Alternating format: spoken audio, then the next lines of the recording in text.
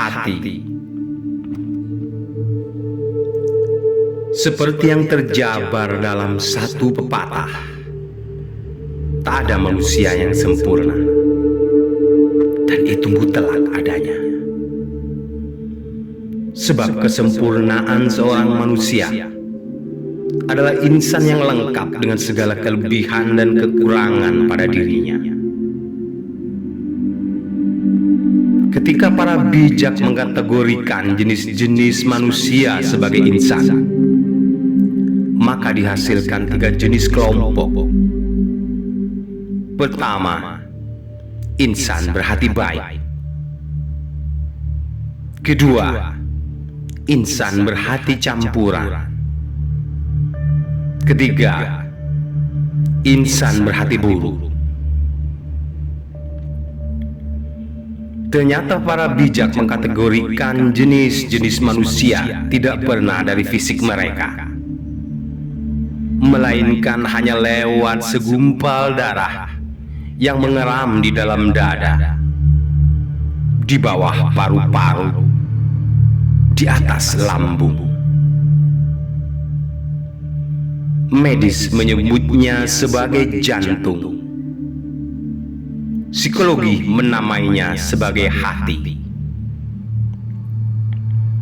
Hati atau jantung hanyalah bak segumpal jeli merah yang lebih kental dari darah. Dia tak memiliki mulut, mata, telinga, atau indera peraba. Dia hanya memiliki rasa. Dan tugasnya hanyalah berdegup, memompa aliran darah ke sekujur raga.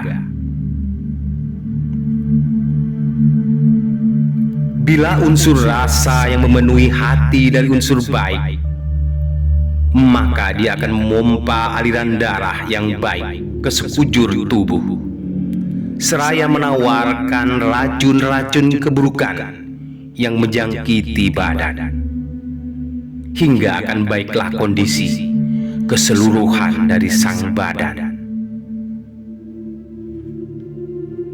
Dan jika unsur rasa yang mendominasi adalah unsur campur aduk, maka aliran darah yang akan didistribusikan ke seluruh tubuh adalah aliran gado-gado, kadang lancar, kadang tersendat, tidak pernah menjadi konsisten.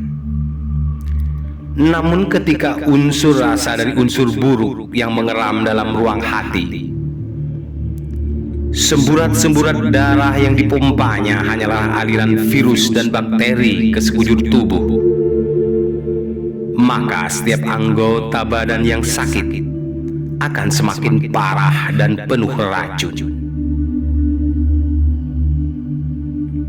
Indera mata yang dihasilkan oleh aliran darah dari unsur baik, pandangannya akan teduh dan sejuk.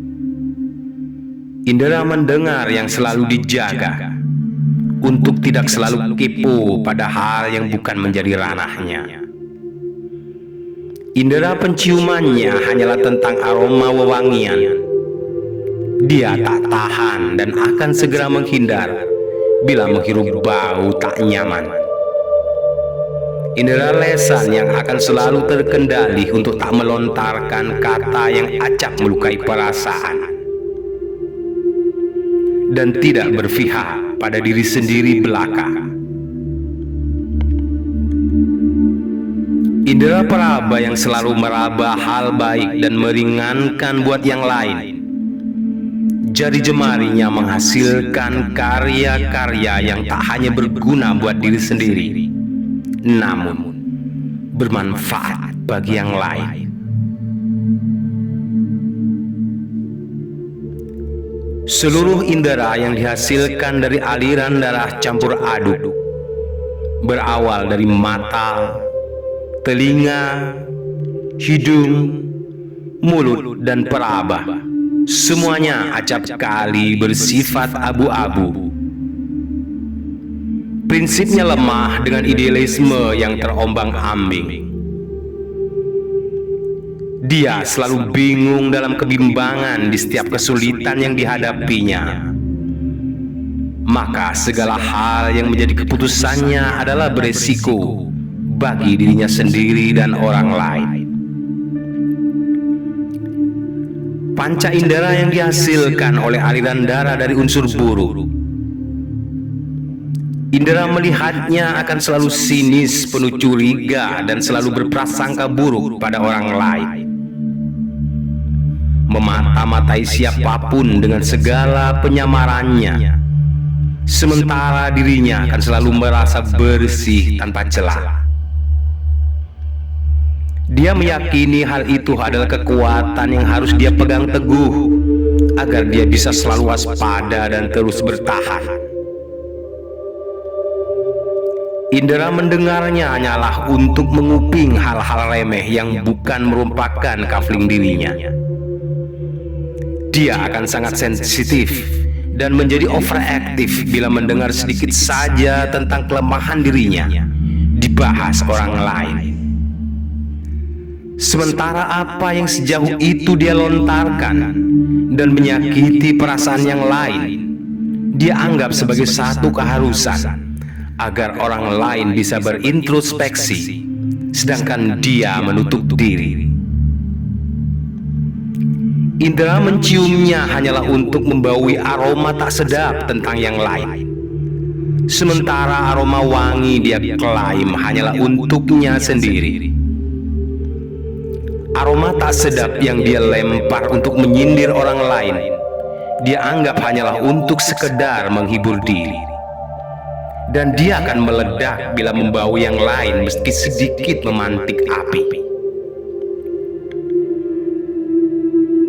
Indera perabanya hanya dipakai untuk meraba-raba di dalam gelap. Namun dia merasa itu gilang gemilang menurutkan prasangkanya sendiri. Jari jemarinya memencet kemana-mana membayangi setiap siapa saja yang dirasa menjadi pesaingnya, untuk kemudian dia akan menerornya. Indera lesannya terkadang terdengar manis, namun mengandung muatan penuh kesombongan. Setiap kata yang terlontar cenderung menyudutkan bagi yang lain dan membenarkan dirinya sendiri.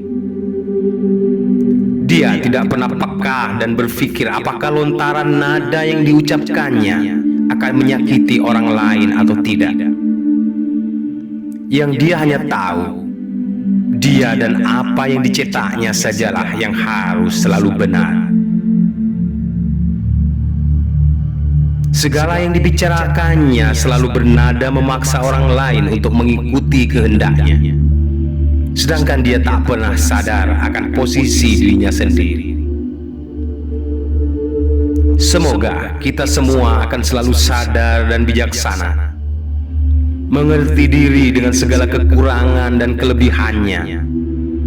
Bila diri merasa memiliki kelebihan atas orang lain, rendahkanlah hatimu.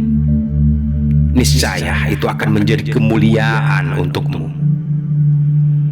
Dan bila diri merasa memiliki kelemahan, introspeksi dan berbenahlah, sebab sebaik-baik manusia adalah yang terbaik hatinya.